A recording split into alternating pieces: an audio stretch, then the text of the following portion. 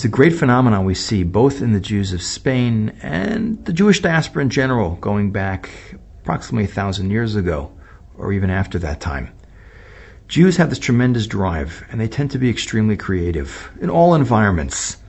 And certainly, it's a great symbiotic relationship when Jews are allowed to live in a country, especially like Spain, where they're given more or less freedom to achieve intellectually and economically, that it always works out great for both the host country and the Jewish people. And that sort of makes sense. Take a creative nation living as a subculture within your culture, allow them to express themselves, and not only are they going to do great, but it's going to be beneficial for the country at large. And we see that there's a great cultural and economic synthesis. We see it in Spain. We can jump ahead in history to Germany. Before the Holocaust, we see the exact same thing. But another fascinating aspect of Jewish, I would say, personality, individually and collectively, is when things aren't so good.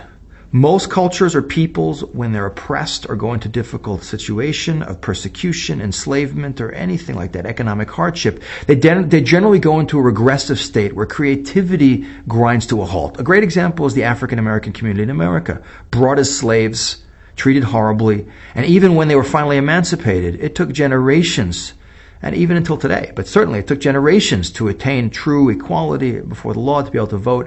And we see that that definitely impacted their ability to be creative and contribute. But the Jewish people, fascinating, no matter what situation you put the Jewish people in, they always manage to accomplish. For good situations, bad situations. As a matter of fact, some of the greatest periods of Jewish creativity will take place among scholars and communities that are living in very difficult times. Two great examples would be Rashi, the great medieval commentator on the Talmud and the Bible from Troyes in France 1,000 years ago, who lived through what is the most difficult time at that period of time in history, the First Crusade. And of course, the Rambam, Maimonides, who lived through the Almohadi persecutions, radical Muslim fundamentalists, who had to flee from Spain for his life and wander around and lived in very difficult situation, and even in Egypt economically, and dealing with offshoots of Judaism. Yet in all these places we see that they would be able to be creative, and often at their highest peak of creativity in what was external circumstances that were extremely difficult. And as Friedrich Nietzsche, the German philosopher, said, that the Jew is creative in all environments, even more creative in situations where things are not good than where things are going well.